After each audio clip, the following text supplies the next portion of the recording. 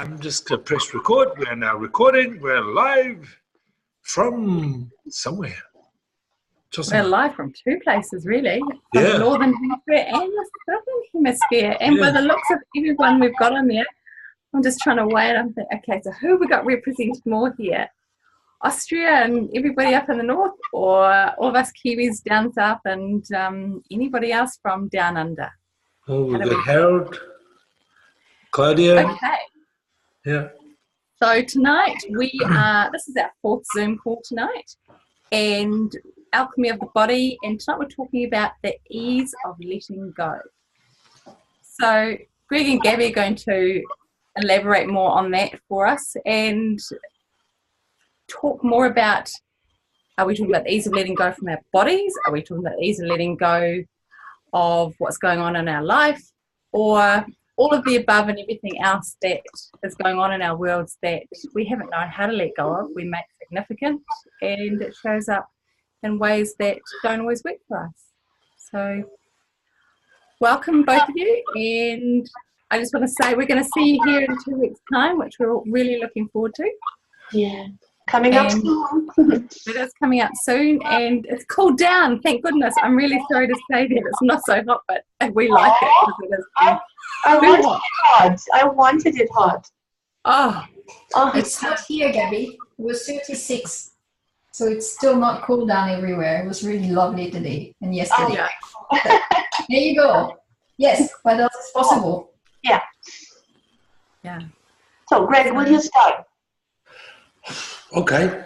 So what does it mean to let go? When I tell people to let go, what do I mean by that? I guess really it's everything that we hold on to that we've created as the sacred cow that eliminates choice. And what do I mean by that? So to give an example, I've got 3 sisters. One has not let go the past and the ancient hurts of our family's past. So that's all my ancestors, that's all my tupuna. She still fights those battles. Another one is busy trying to dig into the past to find out more of what is possible to fight. And so with that, what happens is they're stuck and they're busy fighting battles. And they get really pissed off when I walk away from these battles. They get really pissed off because I'm laughing too much, or I'm posting too many photos with too many smiles. Because I'm supposed to be angry because we've got hurts from the past. But what that's created for me is, it shows me, by letting that stuff go, I'm able to move forward and start to create something different and something new. They are holding on to the past like it's an anchor, like Stewart Island is to the South Island, and they can't move. They're stuck. And they're stuck in the hurt, and that's not even their hurt. So where are we? Hello, somebody else has come on with the speakers on.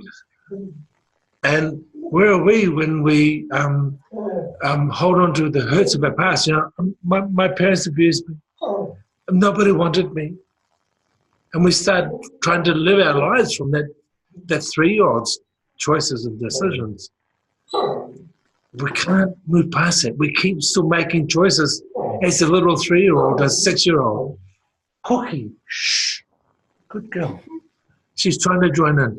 And it's like, what would it take to choose something different? And what really it is we have to let go of those choices that we made, those conclusions and decisions that we made when we were just a child, looking from a child's perspective, and realize now that we wear big boys and big girls knickers, and we can hook them up and we can start creating in a different space. Does that make sense? Yeah, for me, it's like the most important thing to let go. I even wrote a manual about it, because for me in my life, I couldn't function like if I would be stuck in the past. And I mean, we were talking about that in the other Zooms as well. There's only this moment of now, but you can't be in that moment of now when you still function from your experiences in the past. And then, so what people always say, I don't know about you, but it's like they always say it's so hard to let go. And it really isn't. It's just a choice, really. And I used to be in the past a lot because I was totally into shamanism and past lives. And so I was really making that significant who I have been in a past life or whatever. And this, I mean, this is very entertaining, but it doesn't help at all. So you can do it for entertainment and it's nothing wrong with it. But if you like still longing for what you have been in the past or longing for this person that you have been with for lifetimes and looking for that one, this doesn't help much. So for me, letting go is the most important thing. And I don't only let go the long ago past. I let go like what was an hour ago. And this is for me, this does the trick. Because, for example, when you go to a doctor and they tell you you have a disease, so what would I do? I would just ignore the fact, totally ignore the fact and go imagining me as a healthy person. So I let go what the doctor said. Or if I have a fight with a friend, an argument, and they say something that hurts me, I let go that. Like an hour later, I can be happy and joyful again because I kind of forgot. And sometimes people tell me, so, why didn't you ask me how I'm being? I told you last week that I'm sick, that I'm waiting for the examinations at the doctor's. And I said, oh, sorry, I totally forgot because in my imagination you were healthy again, right? So this is really letting go on a daily basis. Like when you go to sleep, let go what happened, ignore the facts and go into a different state of mind. Be in the now and what else is possible from here.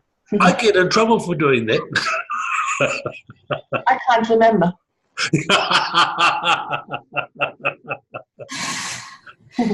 So Gabby and Greg,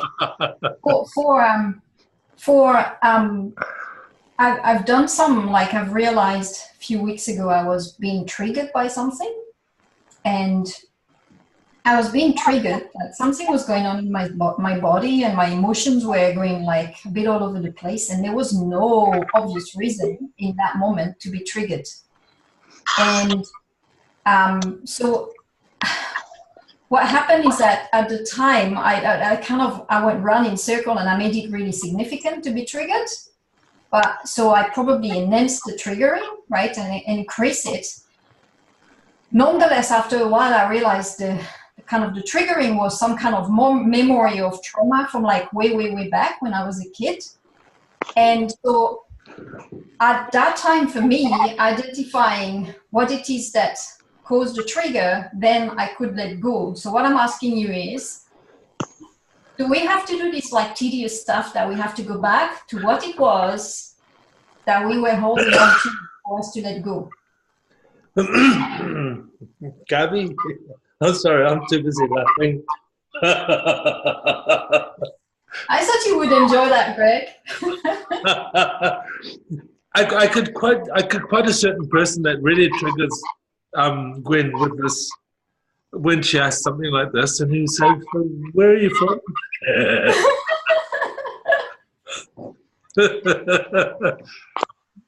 No, for me, it's like sometimes like there's something that triggers me, and it sends me spiraling, and I go, and I have no idea what it is, and I've been trying to find the basis of that, and I can't. So it's like, okay, so now I've just got to see where that trigger comes, be aware of the trigger, and go, okay, that was yesterday, that doesn't belong anymore. And it's starting to work. So sometimes that's what you've got to do. Sometimes it's like, okay, what is that? Oh, wow, okay. So if I can let go of that conclusion, that decision that I made then it's cool. And sometimes it's because we're still so used to being in the drama. We still enjoy making ourselves wrong in the drama. And I love you, Gwen, but where are you from?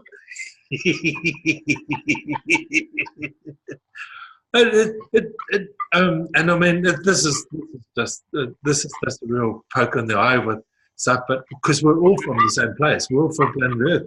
We've all been ingrained with making drama about things, making something significant, making the hurt significant. And it's not kind to us, and it's not kind to our bodies, but it's designed there to limit us. We limit ourselves in the end.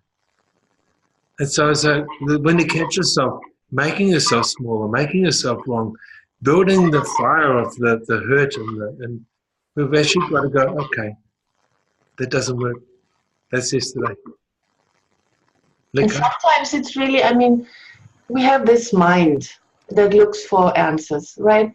And sometimes it's helpful if you feel triggered and you're not able to get out of that, you can think about it. And then, sure enough, you will come up with something.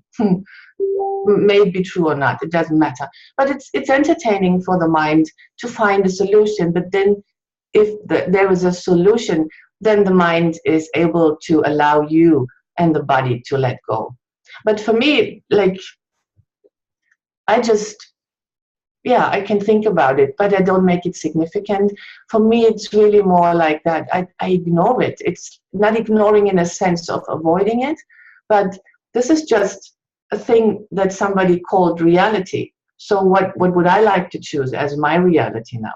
And then I really, literally, I just don't think about it anymore. It's never happened, right? And I go into imagining how I would like to feel. And this is what happens. Then I feel different. And this trigger thing is like, yeah, it doesn't matter. Right? But as I said, it can be very entertaining to ponder about it. And it also can be very satisfying to be triggered and to be totally emotional. Sometimes I have a day where I'm totally emotional about something and I enjoy it. So this is another thing. So why not enjoy the state of mind that you're in actually? Just enjoy. If you're angry, enjoy being angry. If you're sad, enjoy being sad. It doesn't help if you don't enjoy it. So just choose it, enjoy it, and then till it gets boring, and then choose something else.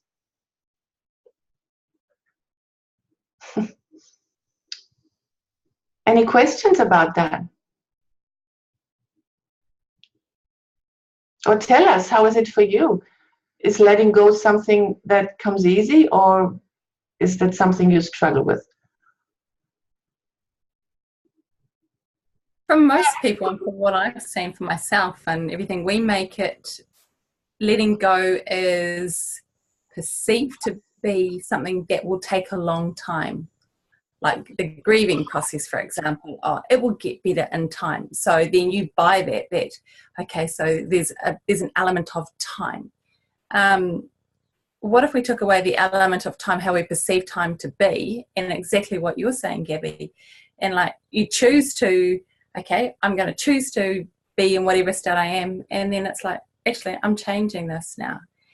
And without making it a wrongness, because we buy into letting go as a slow release, like a slow release fertilizer or something like that. Well, what if it wasn't a slow release? What if it could be instant?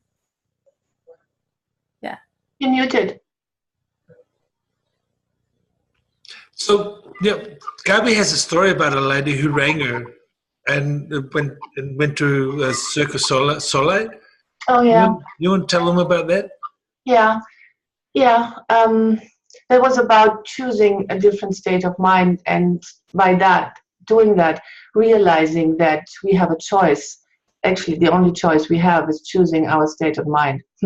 So she was ringing me. She had a session online with me because she was grieving. Her brother was in the process of dying of cancer, and she was so feeling the pain of his wife, his kids, and she was around him all the time, and she was so sad and grieving.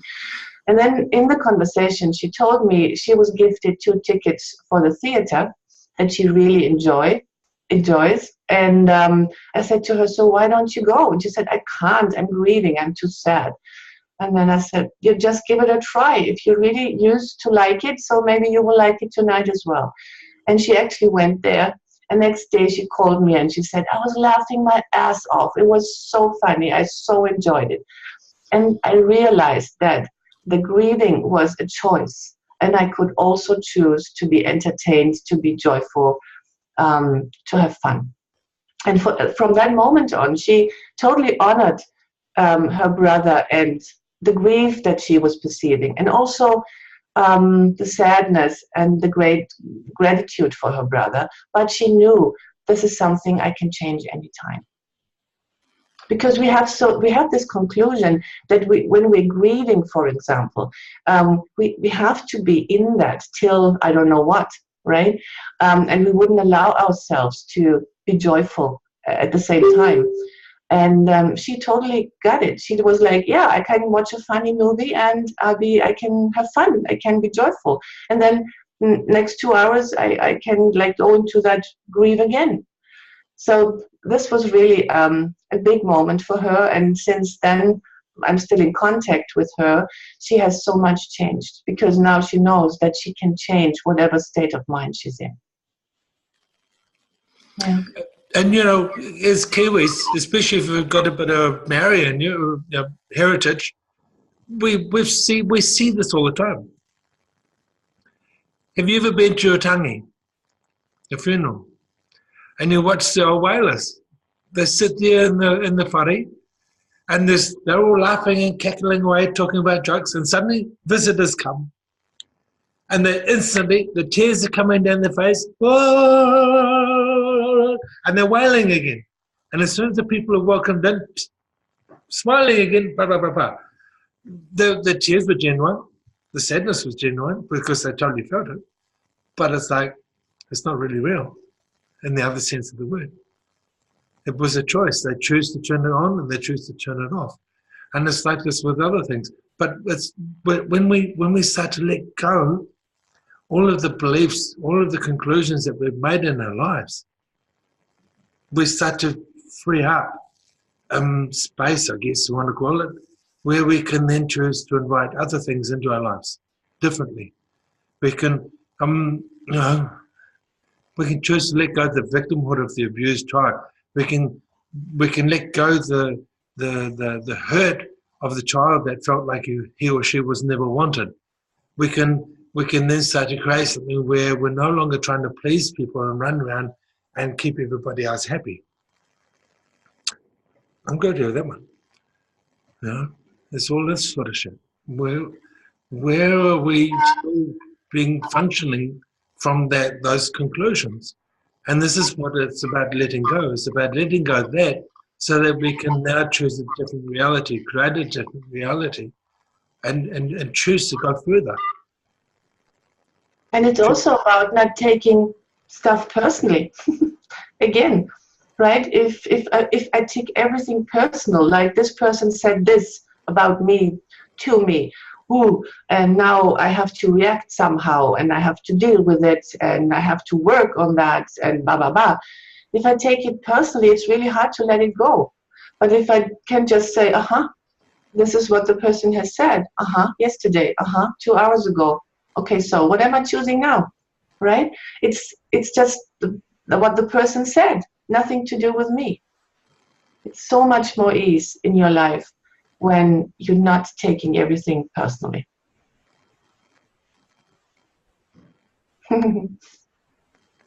Yeah. Thoughts, feelings, and emotions, anybody? Oh, somebody's flashing us a question. Let's have a look. Chat. I can't see anything. Carol Danes. Sorry, just a private message. She wants a copy of the recording. No, Carol, you're not allowed a recording because we can't see your face. Yes, I'll send the recording to Louisa and Gwen, and they can share it to whoever they feel like, and we'll put it on the post too. But yeah, it's like, is the echo better now, Louisa? I have another question for you guys. Oh, So sorry, it's just a little bit here. I'm not sure if anyone else is noticing it, but I just do notice a bit of an echo with you. Not with Gabrielle, but I do notice with you. Yeah, I'm in a big hall. Big room. Sorry. I'll find a muted room for next one. It's not so bad. It's just every now and then, but we can still hear you. Okay. Cool.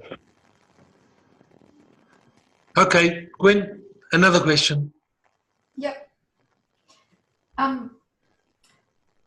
Sometimes I make the choice of letting go of like mostly an emotion or a feeling. Yeah. And I have a sense that I made the choice in my mind, but basically I've shoved the feeling or the emotion inside somewhere in my body. So it's like, all right, it's almost like it's not the true letting go. It's like, oh, I'm just going to suppress or ignore that and not function from it. But it's somewhere and I find the pain. So then I take the pain out and clear it. But it's like, this is pretty tedious. Can we do that with more ease? So yeah, what do you say about that? Apart from the fun and entertainment. Because I'm the only one doing that, right? Absolute. I know nobody else that gets shit stuck in their bodies. Yep. Yeah. Like, well, I can only use me as an example. Yeah. My stupid mind, my monkey mind, and there's stuff that I think I've dealt with, and then every now and then something triggers me to remind me and that I have dealt with it, but it's still there. There's still the memories, and the mind goes and then I think, then what happens is most people I watch doing this, they say that it's their body that's got this stuff, but it's actually the mind distracting. It's not the body. It's just their monkey mind says, oh. A really good example is one day I was working on a girl. We're actually in a swap, and she's decided that there were entities in the room, and so we cleared the entities, blah, blah, blah. It was all bullshit. But anyway, worked on it for a bit longer, and then suddenly she had no excuses, so she started crying. I said, why are you crying? She says, oh, well, I feel so sad. Okay, really, let's clear the sadness. And then we went through it, and she suddenly started finding pain all over her body. Each time we come close to what it was, she didn't want to look at with her mind, her body would have a pain. And she'd, my body's creating pain. I said, no, the pain's not real. It's your mind distracting you from what it is you do not want to look at. So let's just forget about it. Let's not look at it. But I want to look at it. No, you don't. And what it is so when we acknowledge that it's the mind, guess what happens? The pain goes away. Mm. This is some really weird shit. It's, and I guess for me it's like this when I'm not feeling, my body's not feeling 100%. Okay, so what is this? This my mind? I feel great. I don't feel sick. Okay, cool. I'll keep going. And then I work through and I find that, yes, no, it's all good. But every now and then, there's something that my body is saying, you need to look at this. And I've spent the last 2-3 weeks looking at something that I have no idea what it is. But my body's saying, okay, we need to stop and rest. And it's just letting go some really, really, really old stuff that I have no idea. I still don't know what it is. But I know my body's letting go. There's a certain technique you can use that I will talk about in class as well. And it's called the revision. That's what I'm doing all the time. So when something happens that shocks me, triggers me, like makes me emotional, I do a revision. I go back to that scene and change it. Because it's all our mind. It's nothing else. It's like the past, whatever happened, is just a memory attached to an emotion. And this emotion is the thing that you would say is stuck in your body and, of course, in your mind. So if I change the past, if I change the incident in my mind and then attach another emotion to it, I change. My memory changes. There's something else has happened in my mind. And there's another emotion attached to it, a positive emotion. So I can't be triggered anymore by something that evokes that emotion. It's really cool. It's really cool. I had this, we were in Russia, in Moscow, and we had a mom that was really traumatized and feeling guilty because when her baby was like 2 weeks, it has got a fever, and she brought it to hospital. And in that process, what they did with the baby, what happened was, I don't know, Greg, how would you describe it? She basically got meningitis and now suffers from cerebral palsy. Yeah, so she is handicapped. Like, she was in class with her, she was 16 years old or so. And but the thing was, the mom was still in that moment when she brought her baby to hospital.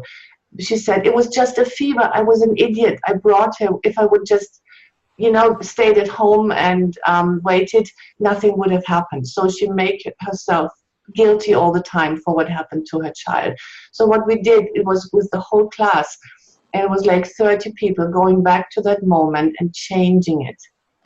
Like for her, that she was like holding her baby, everything was fine, she did the right thing, she blah, blah, blah. I don't remember what I told her, but we totally changed that scene. And we can't change that the girl is now disabled or handicapped, but we can change the memory and the emotion attached. And afterwards, she messaged me 3 days later and thanked me. She said it was like everything changed. Her whole relationship to that child changed. Just because she saw it differently. And it actually changed the rest of the class. Yeah. And how they saw the little girl as well. Well, wasn't little, she's a big girl. Yeah. Yeah. That's awesome. That's really awesome. So you're going to do things like that in your class? Yes. Wow. Of course, we talk about it. Super exciting. Yeah, and it really works. It's so easy. I mean, there are some exercises you do, some techniques you learn, but yeah, if you're willing to, like, how shall I put that? Recognize the simplicity of how we function, actually, and use that to your advantage. Then it's really easy. Wow.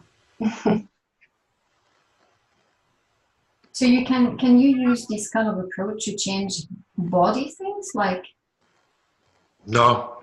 no, it's not possible, right? No. That'd just be too easy, right? Too easy. I have a friend right now, and her dog was diagnosed with lung cancer. That was like weeks ago now, and she totally did the revision, and she going into that future in the imagination that the dog is well, and time doesn't matter, right? And now the dog is like, you couldn't see anything, and she doesn't go back to the doctors. She's just enjoying her dog, and her dog is enjoying life. Stopped coughing all the time, is not tired anymore, is like a puppy again. And I don't want to say the cancer is gone, right? Maybe it is, maybe it's not, but the main thing is she stays in that state of mind that everything's okay. And dogs, I mean, they have no past anyways. They don't get stuck in the past. So I don't know what will happen. I'm observing that right now, but I know many examples of people that have changed their bodies as well, just by not buying into the mind, not just buying into diagnosis or I'm sick or whatever. And I don't want to say it's like ignore when you're really sick, when your body is tired. Greg's body is tired, and I push him to just rest, right? Because we are physical as well. But in his mind, he can see himself as absolutely healthy already. I never see myself as not. Yeah. And this is how I got out of the wheelchair. This is how I learned to speak sort of clearly. This is how I learned to function again in the real world. And it's all of this. It's by not seeing, not buying into what this reality tells us is real. It's like, okay, so the doctor said to me, never try to walk again. I never stopped seeing myself walking. And, you know, I never stopped seeing myself playing with my kids as a normal human being, with a body that's useful. I never stopped seeing myself doing the things that I enjoy. Mhm. And it's still the same. You know, I'm in the hospital, heart's doing the flip-flop thing inside my chest, and it's like, yeah, it's dealing with something, but I'm well, I'm not sick. Stop treating me like I'm an invalid person. And it's this, and what this does is it creates a calmness in the body. It creates a calmness and a peace, and the body is then able to put its resources to what it needs to do, which is to heal, rather than fight and flight. There's no fear. Fear is what kills us, and we learn fear. That's taught to us as children. So when we can let go that big one, I'm sorry, but there's nothing you can't accomplish. Nothing, absolutely nothing.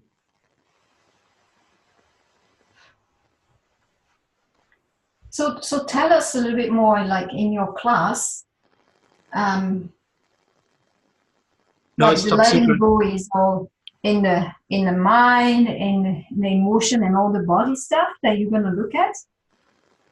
Like, I'm super excited about the class. It's like, it looks like you guys are really going to like show us all of these different possible way of creating ourselves, really, and having this really easy life, like where we're thriving. I want to know more. Can we start the class now?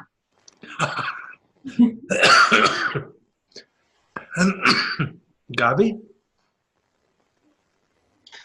Yeah, we will do that. Yeah. Yeah, I mean, so the class is all about creating your life and letting go of the stuff that's not working for you anymore.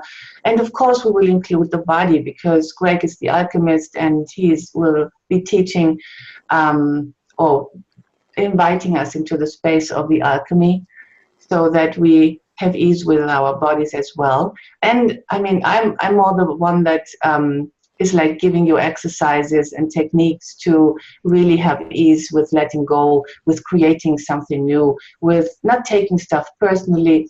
So yeah, we will talk about the mind, we will talk about the body and how that is connected, and yeah, and also about emotions, and also about feelings, like to feel with your senses, how that can help to get you to in a state of mind that is the one that is like the one that works for you.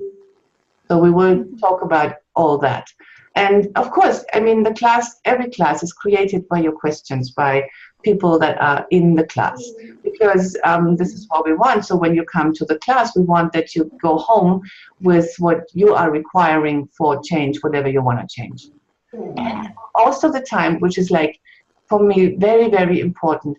At the end of class, you will know, probably, hopefully, what you want. Because this is a big thing. Most people don't have any idea what they actually want and what they desire. So, and this will be something we will talk about as well. What is it that you desire? And to not make it wrong, whatever it is, and how to follow that. Wow, sounds awesome. You know, there's modalities around that teach us that we're supposed to lose the mind, we're supposed to lose feelings and senses and blah, blah, blah. But it's like, for me, these are the engines that can move us forward when we use them as tools rather than as the captain of the ship. When we take control and we become the captain of our own boat, then we can use these things to move us forward. We can use the mind to imagine what it is we desire, and then take that desire and take it to our heart, where we start to feel the joy, the gratitude of accomplishing that, of actually having that in our lives. And then when you've really got that feeling there, then you let that filter out to the rest of the body, guess what happens? Every cell, every molecule of your body then starts to move you forward to create it in a way that's totally connected to the universe. And during the classes, I would watch people suddenly start to let go of some of those beliefs where they're just, oh, I can't do that. Oh, no, it's not possible. During the haka class, I mean, the kama te haka halo is just a piece of shit, really, but it's a haka. But the potency terrifies people when they have to look at the being potent. And then they look at why they can't be that potent, why they're not allowed to be that potent. And they go, oh my God, it's not real. And they let go of the fear about being potent. And then they start to feel how powerful they could be and how much more joyful they can be with that potency and what they could create.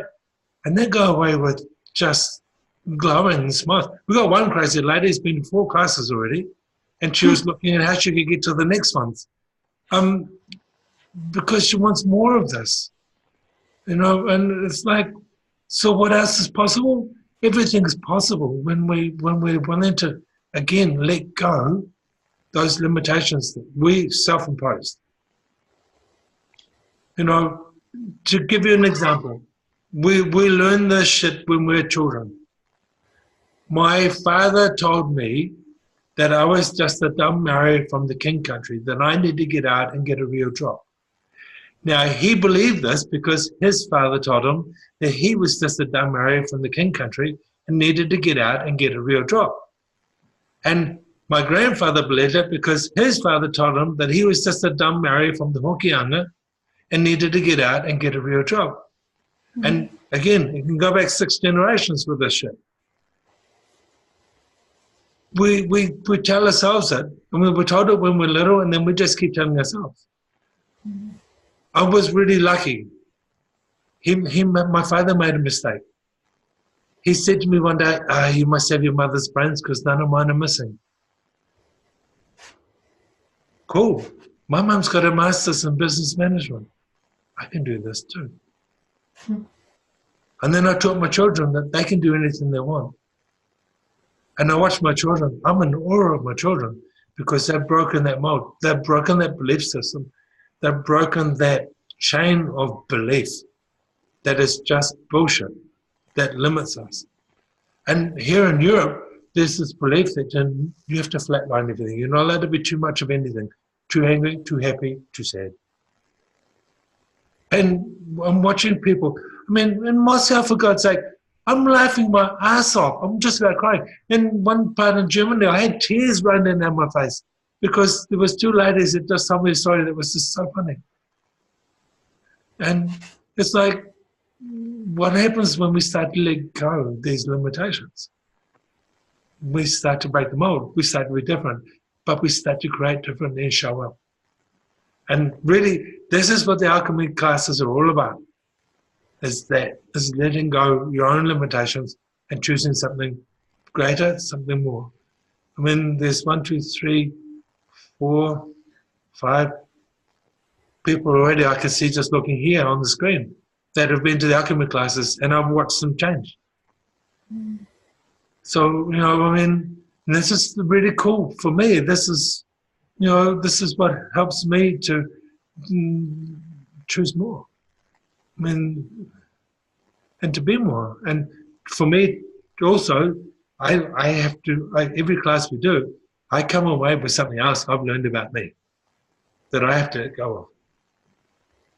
And this is the really cool thing about classes, is nobody's immune to change. Mm-hmm. And then, of course, in museums, we have this beautiful venue. This is directly at the ocean, so we can be outside as well if we choose. We can be inspired by the ocean and by this beautiful surroundings. So I'm really, really looking forward to that, because this is not only a class for me, this is like coming to paradise and having really fun and enjoying the place and the people and everything. Yeah. So are there any questions, or are we done?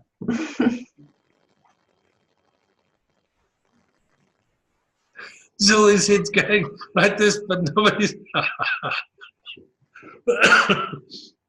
Wacko duckers. Then we will just have breakfast, Greg.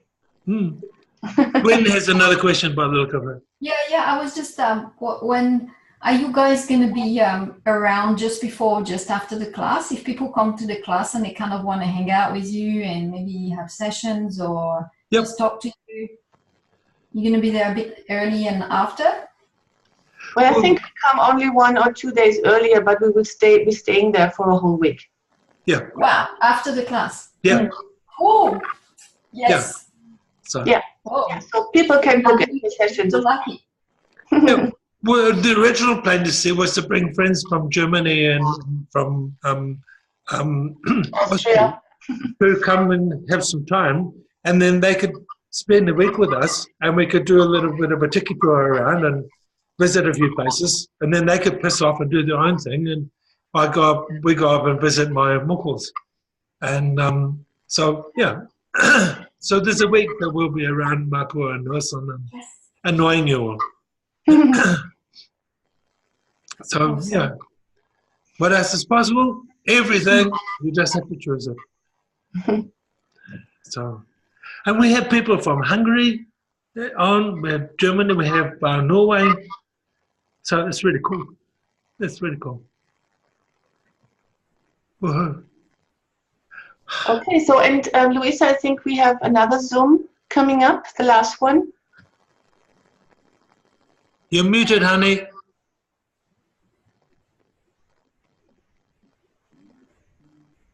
There we go.